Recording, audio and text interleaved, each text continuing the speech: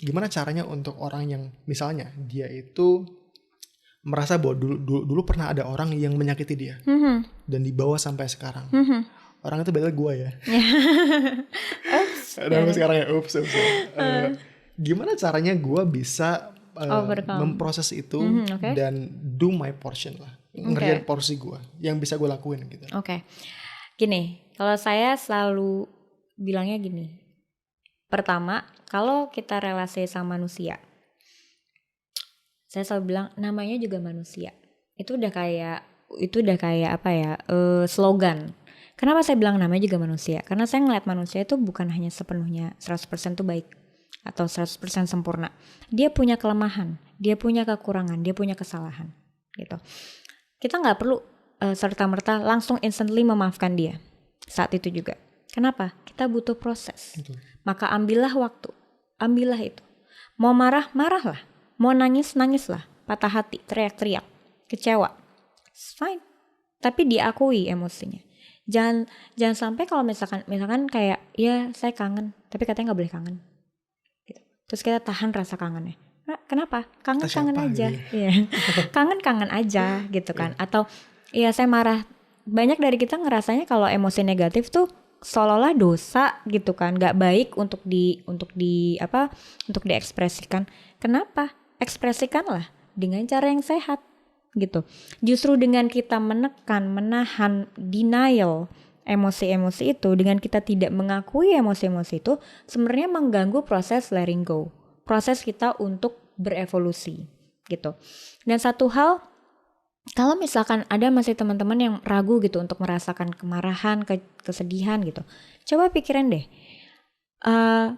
sebuah partikel terkecil di dunia ini aja ada maknanya, ada gunanya, ada manfaatnya. Kenapa kita nggak tanya, ya apa ya manfaat emosi buat saya? Kenapa ya? Kalau kutu aja berguna, emosi gue pasti ada gunanya. Gitu kan? Iya, semut aja itu ada manfaatnya di bahkan dalam emosi siklus. Negatif juga. Exactly gitu. Jadi emosi itu sebenarnya ada manfaatnya. Buat apanya kita nggak tahu, ya kan? Kadang-kadang karena rasanya nggak enak, ya ngapain dirasain? Orang-orang mikir kayak gitu kan. Udah. Padahal mengakui emosi itu penting. Wawasan kita akan emosi kita itu sangat penting. Jangan sampai nanti kita tekan sampai di titik nanti pecah sendiri. Betul. Tiba-tiba nangis, tiba-tiba mimpi buruk, insomnia. Itu malah berbahaya. Iya. Betul. Pada akhirnya sampai di titik dia nggak sadar lagi apa sih sebenarnya yang mengganggu saya. Betul. Gitu. Jadi mengakui emosi itu sebenarnya sesuatu hal, again, itu keberanian. Jadi izinkanlah. Kita akuin dulu, oke, saya sakit sama dia. Dia mengecewakan saya dikhianati atau saya ditipu, dibohongin atau apapun. Aku itu dulu. Ambil waktu, ya kan? Mengambil waktu itu dalam arti kata ingat bahwa letting go itu sebuah proses.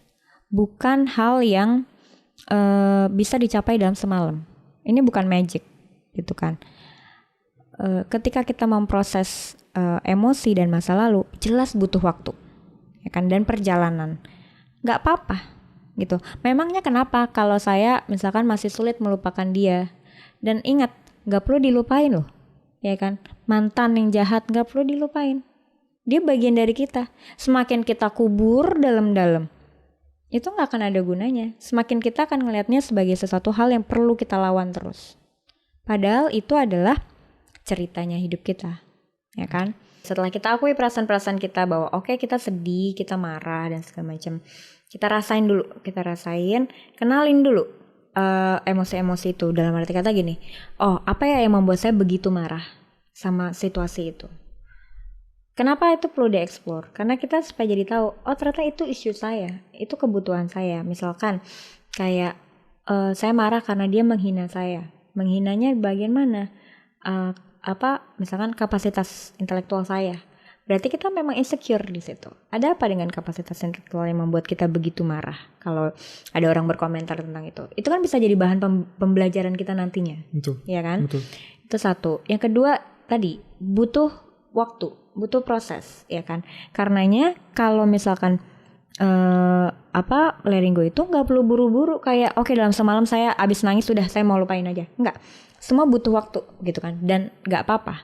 Yang penting kita ujungnya itu tahu. Yang penting dari sebuah letting go adalah sebuah komitmen dalam diri kita. Orang banyak berpikir bahwa ketika dia butuh closure itu melibatkan orang lain atau melibatkan si isu yang kita sedang hadapi. Betul. Baik itu pekerjaan, ya kan, benda, melibatkan mungkin orang. Kalau dia ini orang tuanya yang datang dalam mimpinya atau iya, gitu. Oke, yang mengucapkan wejangan-wejangan ekstrim gitu ya. Ya, atau ex girlfriend kita yang bilang kayak oke, saya minta maaf etc. gitu. Kita pikir closure itu bisa terjadi dan bisa efektif kalau itu dari orang lain kan. Sekali lagi berarti kita menempatkan kontrolnya di orang lain. Padahal sebuah closure itu bisa kita create sendiri. Komitmen akan diri sendiri. Nangis oke, nangis seminggu, sebulan oke. Sampai lepas emosinya, sampai ekspresinya kita keluarkan, sedihnya sudah keluar gitu. Kita komit. Oke, saya mau bangun dan saya mau maju gitu. Ingat ketika dalam masa kayak gini, kadang-kadang kita muncul namanya self-limiting belief. Self-limiting belief itu sesederhana misalkan kayak gini. Kalian habis putus, saya nggak akan bisa hidup kalau nggak ada dia.